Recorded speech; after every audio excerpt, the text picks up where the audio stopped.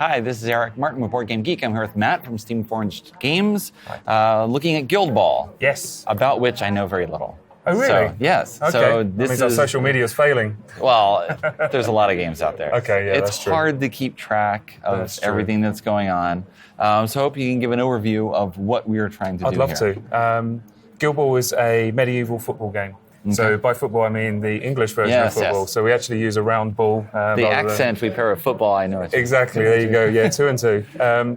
It's based on the actual origins of soccer, which is a game that was played in medieval England. Neighbouring villages would compete against each other, generally at feast days, and they would try and shove an inflated pig's bladder through the front doors of the neighbouring village's church. And whoever won that won great honour and accolades. And in our world, the peasants and the masses still play this game. But what you actually have is the mercantile forces, the guilds, like the Butchers Guild and the Fisherman's Guild and the Masons Guild.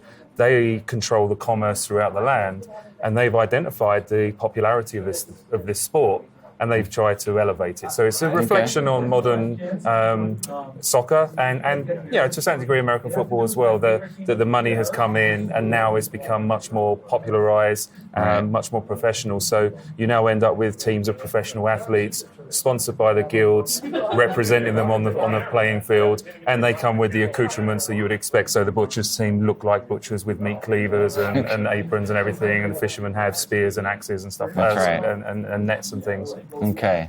A combination of reality game show, too, in terms of how we're coming across. Yeah. How will we play when we're moving things around? Right. So it's a you go, I go single model activation game. Okay. So it keeps both players fully engaged in the game at all times. So even though I'm activating a model, the game state is changing by my manipulation, which might affect your plan, so you're constantly involved in the game. It can be quite an exhausting game in that regard, especially at a tournament level where you're constantly on the go. The idea is to either take your opponents out and you score victory points for killing a model. The model will then get taken off, healed by the apothecaries and brought back on the following turn. But you've gained some victory points for that. Or the best way to win is by scoring goals. Okay. So each team has a single 50mm goal.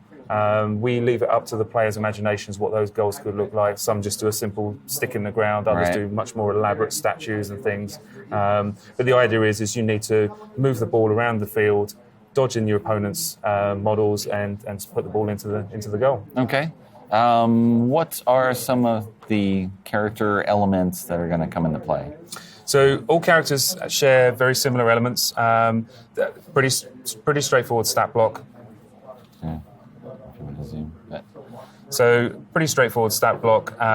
We've tried to streamline it as much as we can, so there's no superfluous elements to it.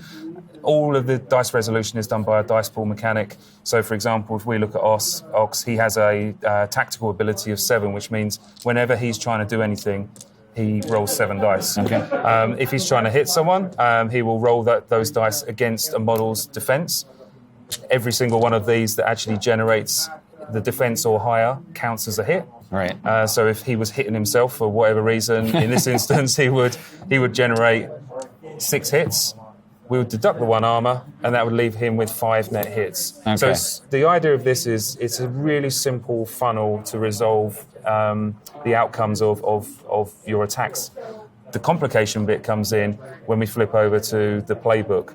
And initially, this can look a little bit daunting, but it's super simple insofar as every single one of these results gives me access to a new column of results. Okay. I'm allowed to pick one result out of any of the actions that I unlock. So I'll talk through a few of them.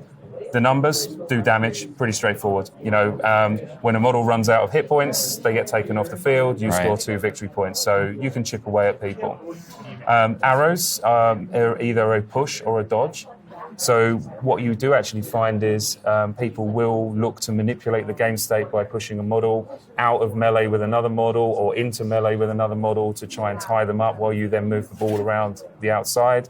For every arrow, that's a single inch worth of push. The T, and this is the interesting thing we've learned probably this week actually. For us, tackle means take the ball. But for you guys, it means take the man, Take down right? the person, Right. yes. So I'm starting to call this take the ball now. T Okay. stands for take the ball. In England, it's tackle, but in America, it's take the ball. Same thing. You end up with the ball. Okay. Okay. So let's say Ox is charged into Kraken over here. He chooses the take result. He ends up with the ball, and he can now then pass that over to Boar over here. And everything that you do costs an influence. Okay. So every model brings a number of influence to the table, and that is the number of actions that you bring to the team. You allocate that influence out across your team. So you might want to heavily load up on your star player in one turn, or you might want to spread it out across all the models because you don't quite know what you're going to do for that particular turn. Okay. Yeah. Okay. And have different teams available? Yes, so we have Naturally, we have 8 teams, and we are launching our season 2 team, which is the Hunters Guild, in April. So that'll take us up to 9 teams. They all have a very polarized gameplay style. So the Butchers are all about heavy aggression, lots of damage, and the Fishermen are all about dodging, nimbleness, scoring lots of goals. And there's a wide spectrum of plays in between all of those. Okay. Thanks very much for the overview. No problem. Thank you. Okay. All right.